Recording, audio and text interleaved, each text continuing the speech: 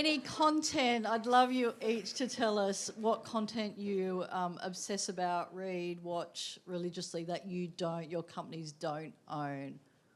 Hamish, Leona. Okay, I'll jump in. Look, Yeah. I'd love to kind of come up with a really erudite response to this, listening to podcasts in the morning, but it's not true. I love my music, so I'm very much on Spotify every morning, but from a content perspective, I consume everything. Recently, Territory on Netflix, thought it was a great series, 6-parter, finished that off in a couple of nights with my wife. Just watched up to 6th episode of The Jackal, which is on binge. Yeah, that's good. So it's a bit of fun. I saw it at LA screenings, not this May, but the previous May, and it was definitely the one to watch out of that. So if you've got some time, go and see that. Obviously a remake of Day of the Jackal. And it is on ours, but I just started watching the final season of Yellowstone, so I watched the last 2 last night. So yeah, Great. long form for me. Awesome. Pip? I'm thinking of this more through a work lens than a fun lens. That is my work, Like, though. I know that is your work, Hamish. Totally, that is your work. So I must say I spend quite a bit of time reading Evan Shapiro. I find what he's writing about how the media universe is changing and how people's consumption habits are changing. He does really good analysis. He does incredible infographics. So, in my job, I have to explain back to our executive team the kinds of changes that are happening. And I have to, if I can use his infographics to do it, I know that they just look at it and just go, oh, right. And they immediately understand the generational changes that are happening in media consumption. And it makes any argument so much easier to get across. He dumbs it down very well. Yeah. doesn't he? He Great really communicator. does. Yeah. Awesome. What about you, Davor? Mine's probably more on the hobby end. Some time ago, I built a very unhealthy habit of doing open inspections. So doing a lot of open inspections, especially for properties that I can't afford. And then I found Hunting for George, which is a local publication which basically does virtual open house. They go and do tours of the properties and write quite a lot of design and particularly interior design. My wife's an interior designer and she tells me I have no creative body in my body, so that's my way of copy and pasting input into the conversation at home. So Hunting for George, I think it's an incredible local publication that does fantastic and is that on a particular content. platform or sorry? It's there everywhere. So Yep. websites, they have an app and they also do most of their content is YouTube streamed as well. Yeah, awesome. All right, let's get into the topic at hand. I don't think anyone in this room would argue that local content is not, incredibly important for marketers and consumers. But I want to dig into a little bit in terms of, there's a lot of reporting, there's a lot of, analysis on where eyeballs are going, where earballs are going, the change in media habits. If we start with, I guess, Pip and Hamish, in terms of the local media consumption landscape and how local companies are keeping up to date or not keeping up to date in certain ways. I want you to go first. Is my microphone working? Yes? Yep. All right. I think that having just recently come into this role as the publisher of what we call Free News and Lifestyle, which is all of the free client-funded sites at News Corp, we've detected very quickly an underlying issue that is going on in the local market, and that is the local market became very hooked on what I would call a legacy metric, the legacy metric of reach. And when you are looking at reach only, it means you are KPIing your journalists, you are KPIing your marketers to just chase a number. But actually, when you dig into that traffic, you can find that they're actually not engaging with your content. And if they're not engaging with your content, then you are not delivering any client outcomes. So what we did is we had a look at the traffic that was incoming to our sites, and we analysed the amount of page impressions and engagement that was coming off that traffic, and we learnt very quickly our direct traffic is 10 times more valuable than anything coming from social, and 5 times more value than anything coming from search. But what we had seen is years of teams chasing social, what we call one and dones. They are not giving you or your clients any outcomes. So I think you will see us, we've now changed the KPIs on our teams. They are now all chasing what we call engaged reach. They have become very focused on engagement because they now know their job is you turn audience engagement into client outcomes. And I think I'll put my hand up. We've been one of the worst on just chasing empty reach. I think the entire Australian commercial publishing industry needs to go, if we keep doing that in 5 years, we will have run ourselves into the ground. So I think it's really important that we all step back and think about the metrics. And presume, I mean, that's not just good for marketers or your business. Presumably it's good for consumers in the type of content. Yeah. It's great for consumers because what it means is all of your journalists, all of your editorial staff suddenly get very focused on what stories, what headlines, how do we write them? That drives the most engagement. Scroll depth, page impressions, time on site. All of these metrics have now become incredibly important inside News Corp, and you'll see the way that we're doing stories and dealing with stories and this kind of stories we're actually reporting and writing on will become different. Hamish, have you had any sort of shift like that? Well, the Gai publishing arm is very much on the same page. I think from a content perspective and content production perspective, look, Nina's got an amazing suite of assets across our publishing arm, across our digital arm, and also from a broadcast perspective. At the moment, we're fighting tooth and nail to protect the spend on content because I fundamentally believe, and I think this is what kind of sits behind what we talk about in terms of protecting Australian content and Australian voices and Australian journalism, is that I think what we'll find is over time, exactly to what Pip was talking about, there'll be a turn back to quality journalism, to quality long-form content. One of the challenges we've got is distribution. We know search and social is obviously on the up. And one of the friction points for us is obviously how much of our content do we distribute on those platforms? How do we monetize that content? But also how do we drive it back to the O&O? For me, our investment has to be Australian. For the last 15 years, it has been all about Australian content, is our point of differentiation. I think if you take it down another level, it's about local and those local touch points. And I think the one thing we have over the multinationals, and there are a lot of things we don't have, including our ability to reach audiences through tech and data. We're on the improve there, but for me, at the end of the day, we've got to consolidate our offerings in our product and tech space and really compete from a content perspective and continue to drive and invest in local content because that will be our differentiator now and into the future. And then it goes parlays straight into what Pip said. It's just around what that attribution model looks like.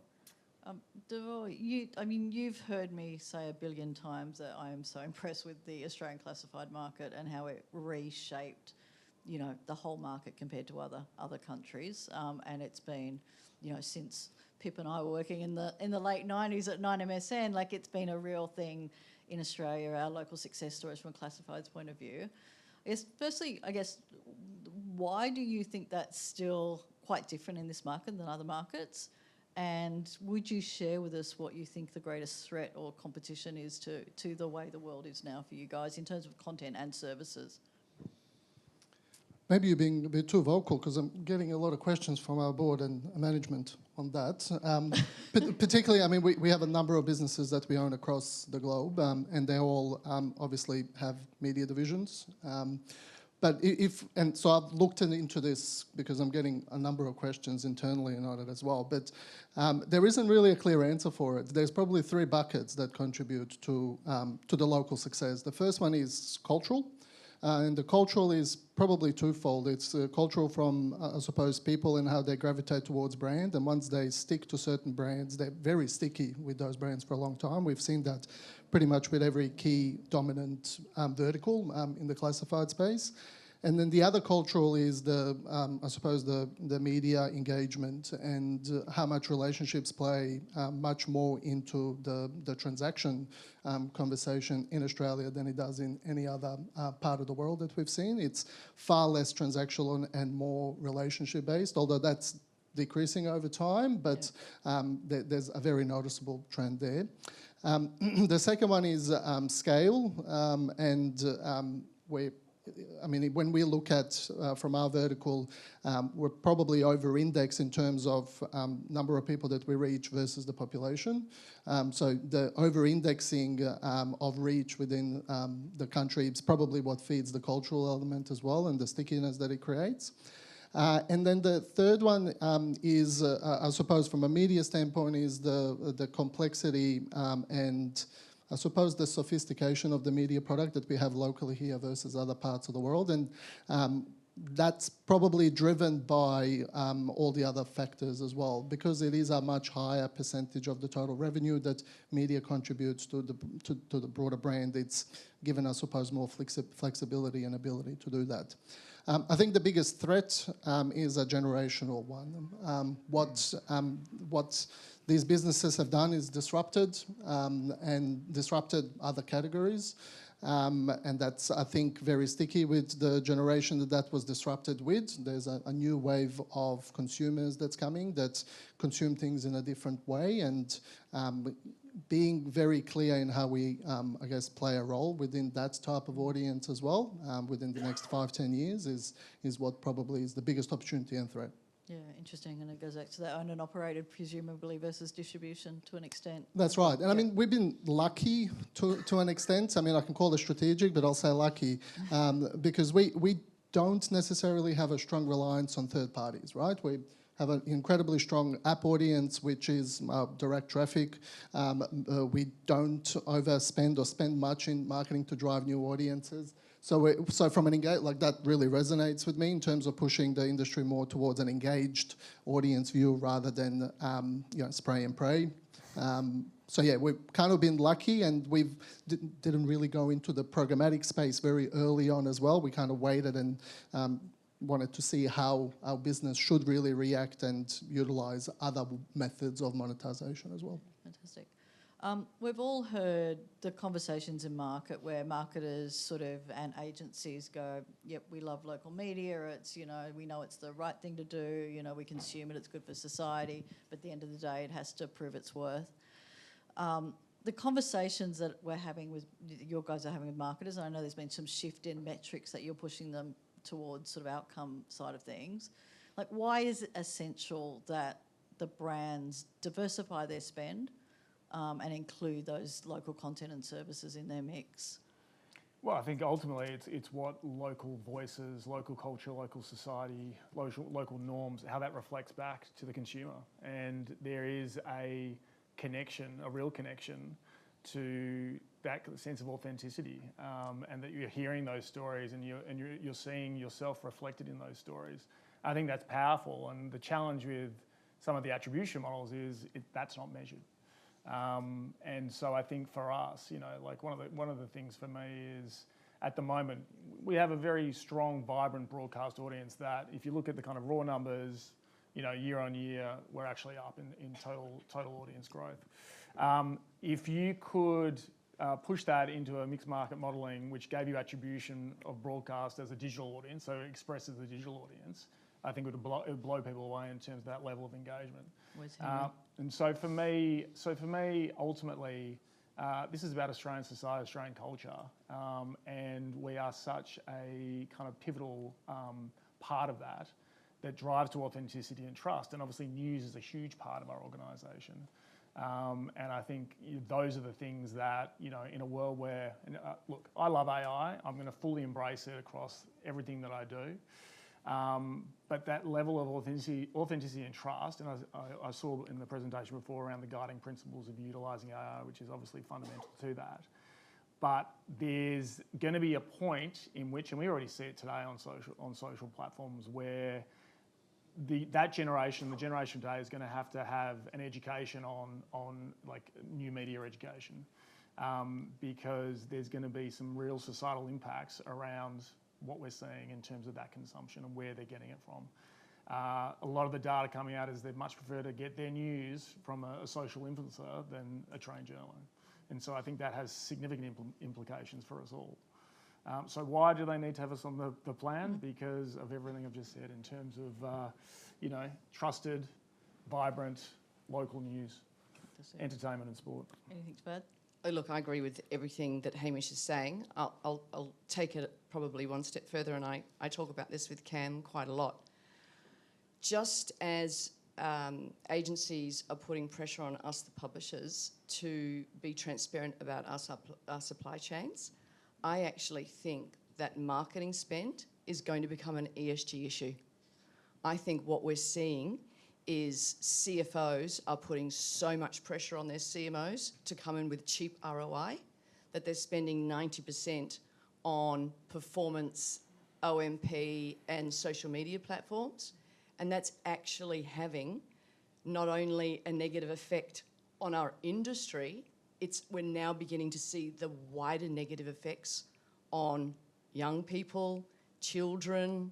You know, we're beginning to see calls for a social levy because of what is actually happening. So yes, I agree with everything that Hamish is saying, but I actually think that marketing spend, marketers need to think, wow, where I'm spending is actually having knock-on effects, and I think that the CFOs need to be held account. If you really want that cheap ROI, what is the effect that's going to have on this society? And I think it's playing out in front of us right now. All right. Just to, I suppose to build on that, we have a fundamental problem. The sell, approve, and the buy side are all feeding the same problem. And the problem really, the only way that we can address the problem is by having the right measurement in place. So ultimately, a marketer is very clear in what they're trying to achieve. They're trying to put bums on seats or sell product. And that's what the CFO cares about as well. The way that that is measured in terms of what's driving the best ROI is probably where the biggest challenges are. And it's not an easy thing to solve. But until there's a better way of understanding ROI that is not flawed or biased or et cetera, it will be very difficult to solve the problem because it's a threefold problem. And each of those parts of the journey are contributing to it.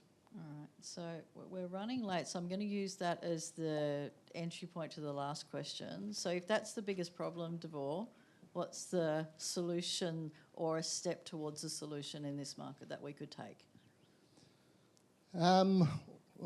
I said it's a very complex problem. You want me to solve it? 1 minute. Good starting point Yeah. would be to look at a unified metric that goes beyond some of the metrics that we have. So we talk about engagement a lot, and engagement, we pitch engagement all the time. And then what metric do I show them to drive engagement? I can probably show seven different metrics that showcases that we have a strong engaged audience. How do they compare that to somebody else? How do they put that into the different attribution models or whatever else? So I think a good starting point would be to start emphasizing quality over quantity.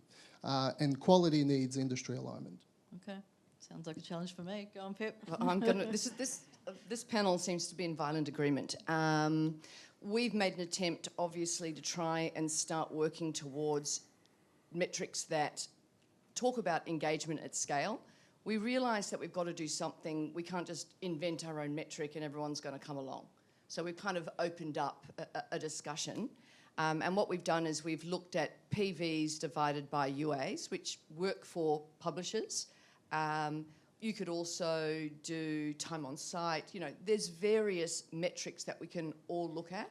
But I think as an industry, we all have to agree that this continuing chasing of just empty reach is going to kill us. And let's all put our heads together and think, okay, what are some publicly available engagement metrics at scale that will work for the industry so that a client can look at a number of different media options and go, oh, this is where I'm most likely to get an outcome, and just move away from vanity metrics. Okay. Yeah, I think results and outcome, we talked about it in our fronts. That's kind of where we're looking to shift. I think it's incumbent on us all to continue to drive to that. But for me, someone said it before, it's like no one gives a shit about the stuff we're making. You know, we get 3 seconds in, and that kind of is astonishing to me in many ways, coming from a long form background where, we measure ourselves on engagement and bums on seat and time spent, and that's often 2-3 hours a night. So if we can somehow drive that into levels of engagement and how that sits on your buy, and being able to drive an attribution to that, then for me, we've won. So it sounds like an evolution of both the audience story and the outcome story that we still need to do. Fantastic. Thank you all for joining me. I know we've cut it a bit short, but... Last session of the day. Thank you. Thank you, very much. everyone. Thanks for your patience.